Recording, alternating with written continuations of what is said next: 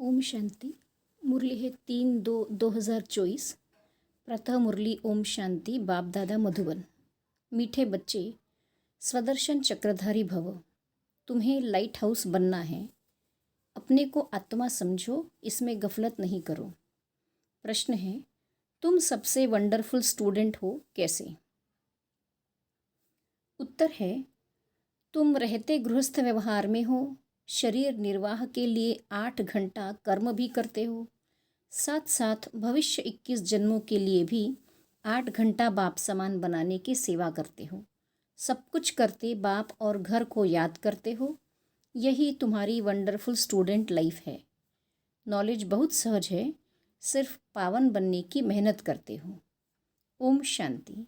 बाप बच्चों से पूछते हैं, नंबरवार पुरुषार्थ अनुसार मूल वतन में नंबरवार ज़रूर याद आता होगा। बच्चों को यह भी ज़रूर याद आता होगा कि हम पहले शांतिधाम के रहने वाले हैं, फिर आते हैं सुखधाम में। यह तो ज़रूर अंदर में समझते होंगे। मूल वतन से लेकर यह जो सृष्टि का चक्र है वह कैसे फिरता है, यह भी बुद्धि में है। इस समय हम ब्राह्मण हैं, फिर देवता, क्षत्रिय, वैश्य, शूद्र बनेंगे। यह तो बुद्धि में चक्र चलना चाहिए ना। बच्चों की बुद्धि में यह सारी नॉलेज है। बाप ने समझाया है, आगे नहीं जानते थे, अभी तुम ही जानते हो। दिन प्रतिदिन तुम्हारी वृद्धि होती रहेगी। बहुतों को सिखलाते रहते हो। ज़रूर पहले तुम ही स्वदर्शन चक्रधारी बनेंगे। यहाँ तुम बैठे हो, बुद्धि से जानते हो वह हमारा बाप है, वो ही सुप्रीम टीचर है, सिखलाने वाला। उसने ही समझाया है हम 84 का चक्र कैसे लगाते हैं। बुद्धि में ज़रूर याद होगा ना। यह बुद्धि में हर वक्त याद करना है, लेसन कोई बड़ा नहीं है। सेकंड का लेसन है, बुद्धि में रहता है कि हम कहाँ के रहवासी हैं, फिर यहाँ कैसे पाठ बजाने आते हैं। 84 का चक्र है। सतयुग में इतने जन्म, त्रेता में इतने जन्म, यह चक्र तो याद करेंगे ना। अपना जो पोजीशन मिला है, पार्ट बजाया है, वह भी ज़रूर बुद्धि में याद रहेगा। कहेंगे हम यह डबल सिरताज थे, फिर सिंगल ताज वाले बने, फिर सारी राजाई ही चली गई, तमो प्रधान बन गए। यह चक्र तो फिरना चाहिए ना, इसलिए नाम ही रखा है स्वदर्शन चक्रधारी। आत्मा को ज्ञान मिला हुआ है, आत्मा को दर्शन हुआ है। आत्मा जानती है हम ऐसे ऐसे चक्र लगाते हैं। अब फिर जाना है घर। बाप ने कहा है मुझे याद करो तो घर पहुंच जाएंगे। ऐसे भी नहीं है कि इस समय तुम उस अवस्था में बैठ जाएंगे। नहीं, बाहर की बहुत बातें बुद्धि में आ जाती है। किसको क्या याद आता होगा, किसको क्या याद आता होगा। यहाँ तो बाप कहते हैं, और सब बातों को समेट एक को ही याद करो। श्रीमत मिलती है, उस पर चलना है। स्वदर्शन चक्रधारी बनकर तुमको अंत तक पुरुषार्थ करना है। पहले तो कुछ पता नहीं था, अब तो बाप बतलाते हैं। उनको याद करने से सब कुछ आ जाता है। रचयिता और रचना के आदि मध्य अंत का सारा राज बुद्धि में आ जाता है। यह तो सबक अर्थात पाठ मिलता है, उसको तो घर में भी याद कर सकते हो। यह है बुद्धि से समझने की बात। तुम वंडरफुल स्टूडेंट हो। बाप ने समझाया है, 8 घंटा आराम भी भल करो, 8 घंटा शरीर निर्वाह के लिए काम भी भल करो। वह धंधा आदि भी करना है, साथ साथ में यह जो बाप ने धंधा दिया है आप समान बनाने का, यह भी शरीर निर्वाह अर्थ हुआ ना। वह है अल्पकाल के लिए और यह है 21 जन्म शरीर निर्वाह के लिए। तुम जो पार्ट बजाते हो उसमें इसका भी बहुत भारी महत्व है। जो जितनी मेहनत करते हैं उतनी ही फिर बाद में भक्ति में उनकी पूजा होती है। यह सब धारणा तुम बच्चों को ही करनी है। तुम बच्चे पार्टधारी हो। बाबा तो सिर्फ ज्ञान देने का पार्ट बजाते हैं, बाकी शरीर निर्वाह के लिए पुरुषार्थ तुम करेंगे तो बाबा नहीं करेंगे ना। बाप तो आते ही है बच्चों को समझाने के लिए कि यह वर्ल्ड की हिस्ट्री ज्योग्राफी कैसे कैसे रिपीट होती है, चक्र कैसे फिरता है, यह समझाने के लिए ही आते हैं। युक्ति से समझाते रहते हैं। बाप समझाते हैं, बच्चे गफलत मत करो, स्वदर्शन चक्रधारी अथवा लाइट हाउस बनना है, अपने को आत्मा समझना है। यह तो जानते हो शरीर बिना आत्मा पार्ट बजा नहीं सकती। मनुष्यों को कुछ भी पता नहीं है, भल तुम्हारे पास आते हैं, अच्छा अच्छा करते हैं, परंतु स्वदर्शन चक्रधारी नहीं बन सकते हैं। इसमें बहुत प्रैक्टिस करनी पड़ती है। तो फिर कहाँ भी जाएंगे तो जैसे ज्ञान का सागर बन जाएंगे। जैसे स्टूडेंट पढ़कर टीचर बन जाते हैं, फिर कॉलेज में पढ़ाते हैं और धंधे में लग जाते हैं। तुम्हारा धंधा ही है टीचर बनना। सबको स्वदर्शन चक्रधारी बनाओ। बच्चों ने चित्र बनाया, डबल सिरताज राजाएं फिर सिंगल ताज वाले राजाएं कैसे बनते हैं। यह तो ठीक है, परंतु कब से कब तक डबल ताज वाले थे, कब से कब तक सिंगल ताज वाले बने, फिर कैसे और कब राज्य छीना गया, वह डेट्स लिखनी चाहिए। यह बेहद का ड्रामा बड़ा ड्रामा है। यह सर्टेन है हम फिर से देवता बनते हैं। अभी ब्राह्मण हैं, ब्राह्मण ही संगम युग के हैं। यह किसको मालूम नहीं जब तक तुम न बताओ। यह तुम्हारा अलौकिक जन्म है, लौकिक और पारलौकिक से वर्षा मिलता है,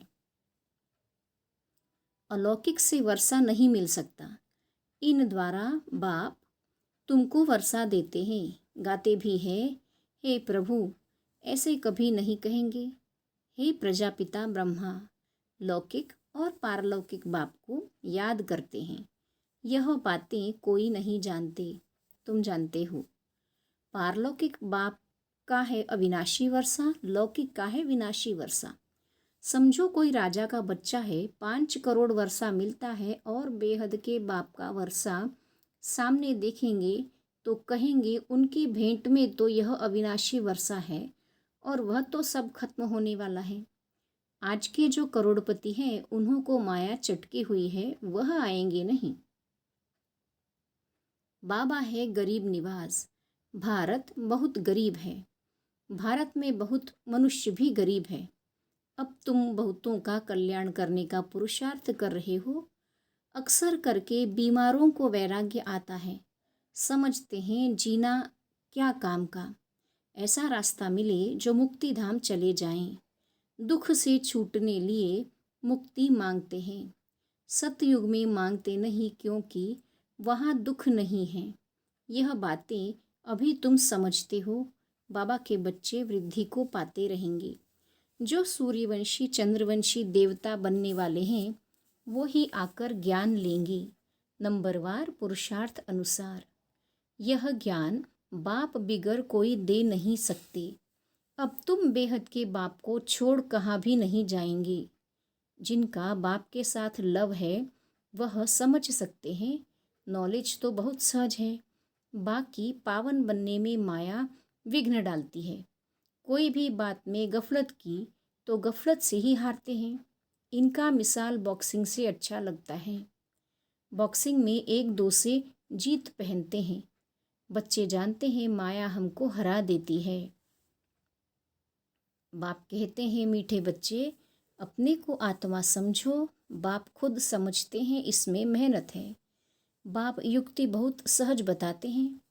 हम आत्मा हैं, एक शरीर छोड़ दूसरा लेते हैं, पार्ट बजाते हैं। बेहद बाप के बच्चे हैं।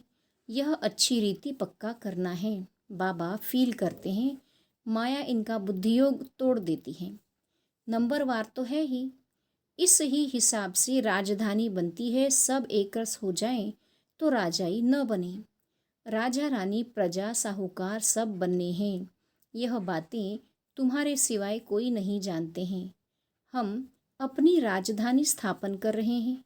यह सब बातें तुम्हारे में भी अनन्य जो हैं उनको याद रहती है।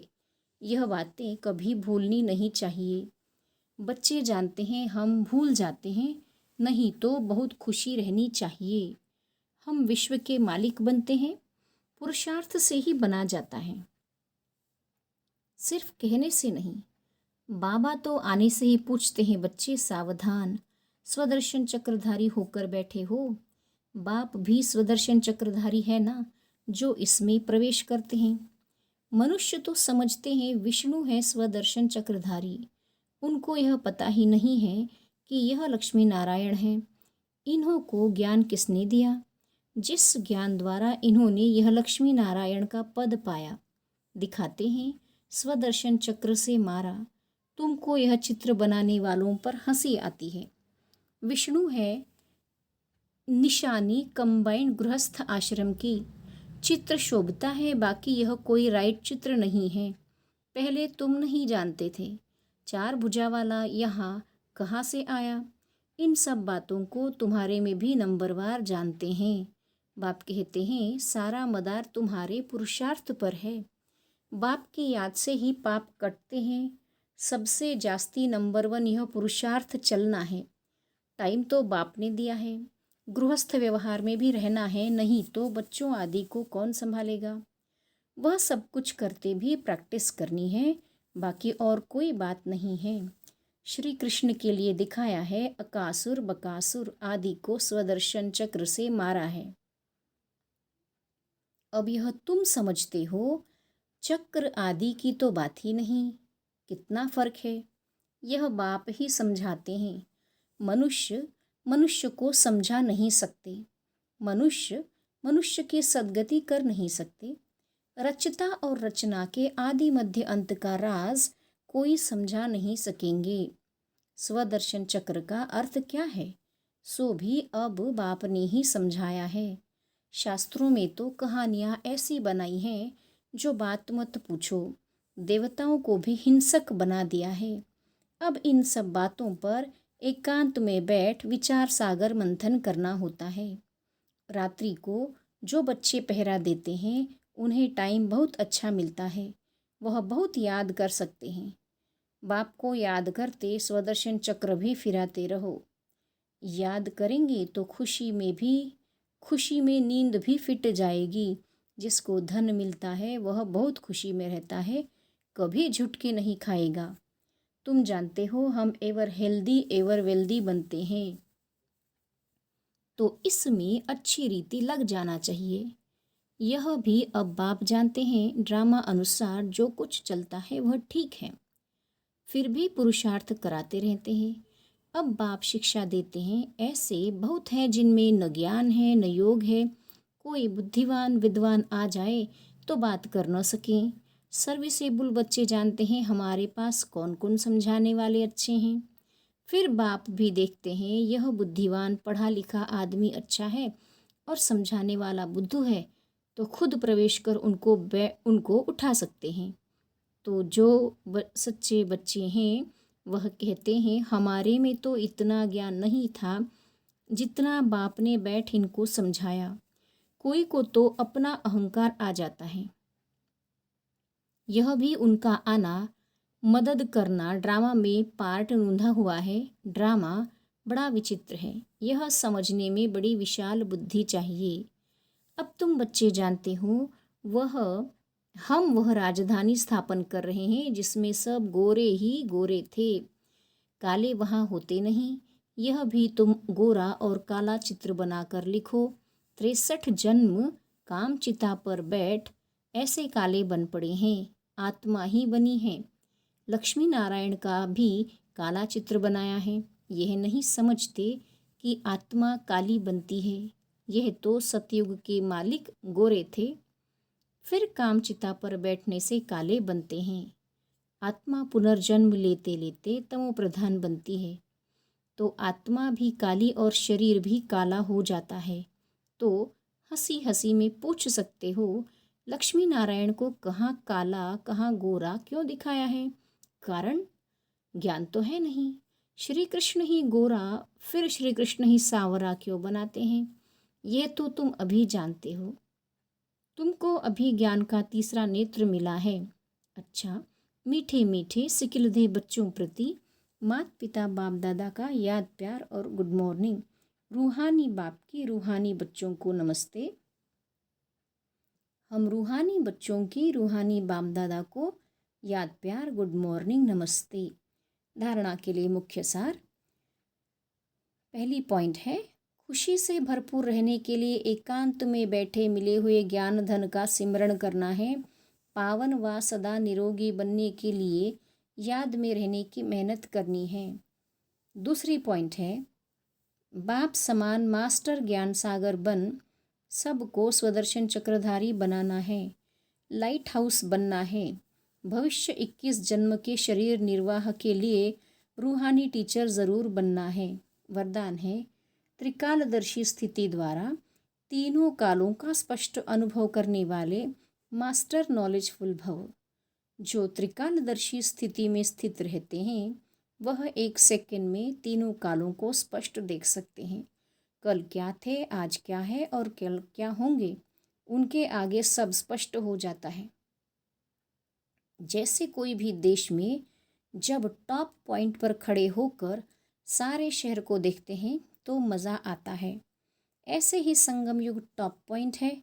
इस पर खड़े होकर तीनों कालों को देखो और फलक से कहो कि हम ही देवता थे और फिर से हम ही बनेंगे। इसी को कहते हैं मास्टर नॉलेजफुल। स्लोगन है, हर समय अंतिम घड़ी है, इस स्मृति से एवर रेडी बनो। ओम शांति।